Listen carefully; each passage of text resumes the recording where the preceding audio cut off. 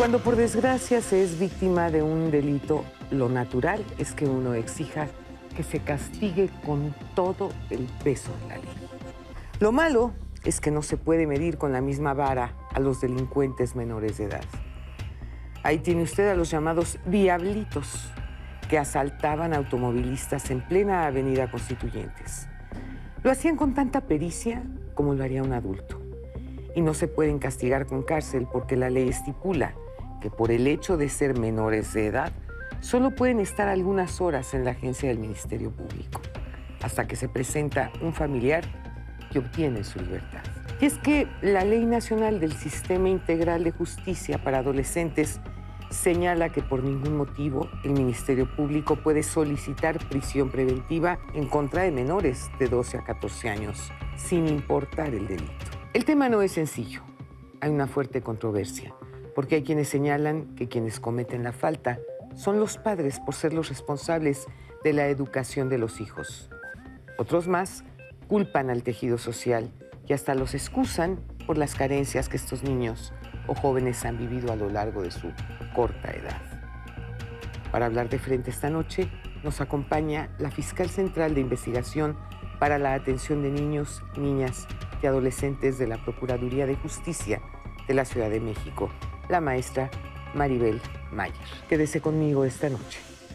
El programa va a estar muy bueno. Esto es Frente a Frente, periodismo con responsabilidad. Comenzamos.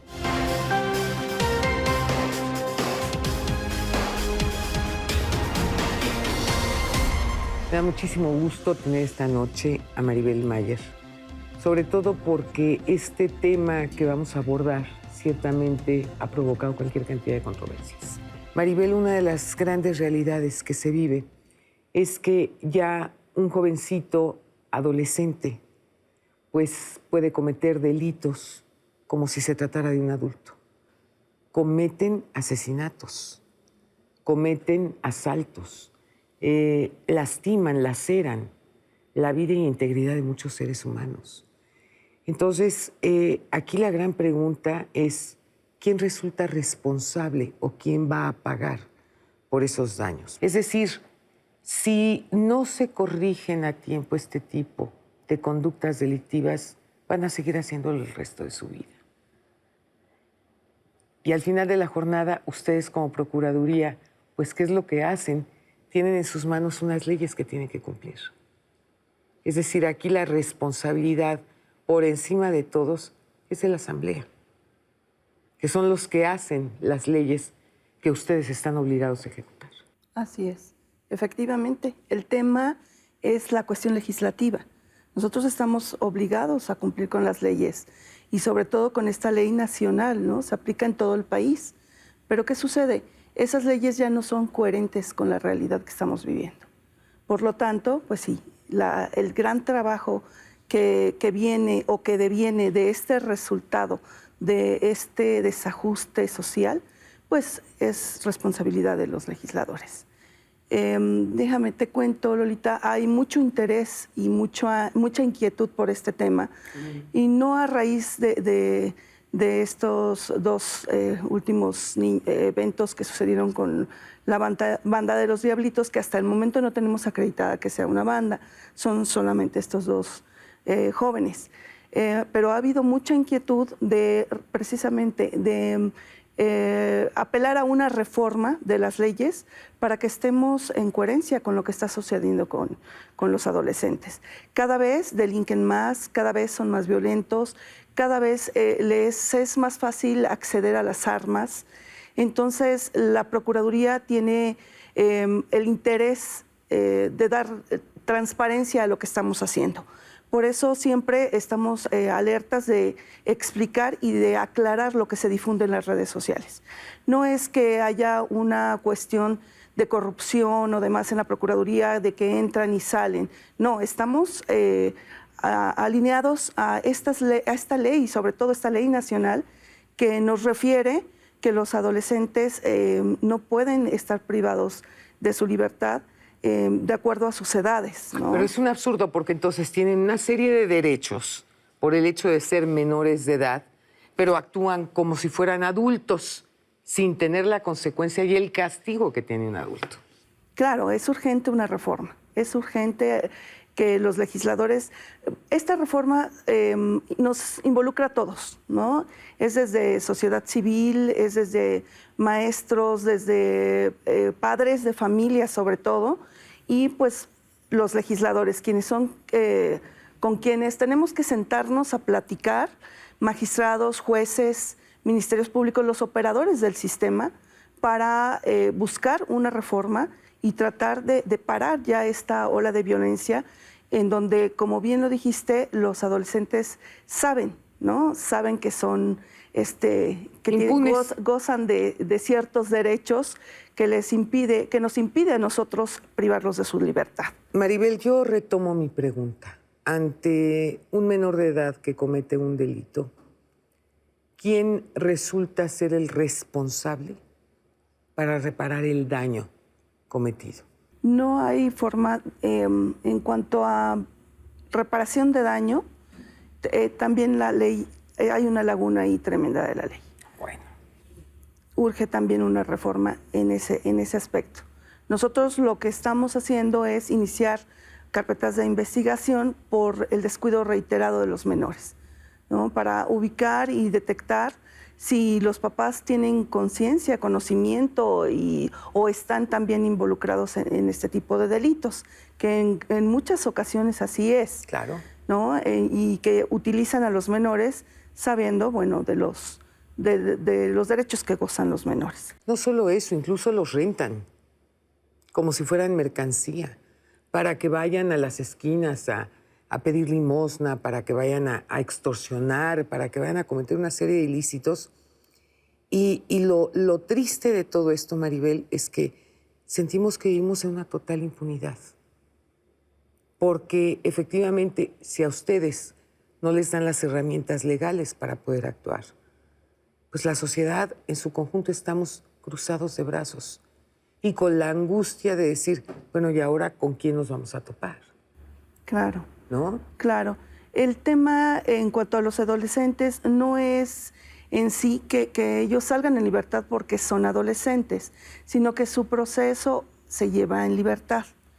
Entonces, los jueces son los que tienen la facultad de determinar y resolver una medida de sanción que no será privativa de libertad si los adolescentes tienen 12 o 13 años.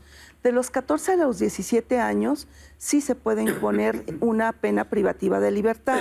Si tienen 14 y 15 años, la pena privativa podrá ser de 3 años máximo de prisión. Y si tienen 16 y 17 años, la pena máxima será de 5 años. Entonces, en el caso de los jovencitos que tienen 12 y 13 años, a quienes no se les puede imponer esa medida de sanción privativa, a ellos se les pueden imponer otro tipo de sanciones. ¿Cómo cuáles, por ejemplo? Tratamientos psicológicos, obligación de ir a alguna escuela, de inscribirse a las escuelas, seguimiento puntual de acudir a las unidades de gestión para darle seguimiento a lo que los jueces impongan perdón, como medida de sanción. Entonces, sí hay medidas de sanción, sin embargo, hay que ajustarlas, ¿no? Hay que ajustarlas. Entonces, 15 años, 16 años, pues la pena máxima que se les puede imponer por el delito que sea, pues son 3 años. Imagínate, ¿no? nada más. Y 16 y 17 años, que son quienes generalmente cometen con más frecuencia los delitos más violentos, pues la pena máxima es de 5 años. Estas son las cosas que yo no entiendo de verdad y de repente te comparto. Muchas de las personas que me escriben, que están en contacto conmigo a través de redes sociales, me dicen, Lolita, tal parece que los derechos humanos fueron hechos para los delincuentes, no para proteger a las víctimas, no para proteger a quienes están ejerciendo finalmente su derecho como autoridad, de hacerse respetar ante esta sociedad, ¿no? Y esto es muy frustrante, de verdad, Maribel. Yo, por ejemplo, una de las cosas que no acabo de entender todavía es ver en la vía pública a las 10, 11, 12 de la noche a criaturas de 2 años, de 3 años, poniéndose globos, poniéndoselos como si fueran unas prótesis de nalgas, es decir, bailando en la calle a esas horas. ¿Dónde están esos padres de familia? ¿Dónde está la autoridad para realmente sancionar a esos padres de familia? Porque es claro que no están preparados para poder serlo, porque no saben ejercer ese derecho de ser un padre, pero también la responsabilidad y obligación que implica traer un hijo al mundo. En ese tema, Lolita, hablamos de un tema de explotación laboral. Sí estamos trabajando, ahí estamos trabajando en conjunto con el DIF.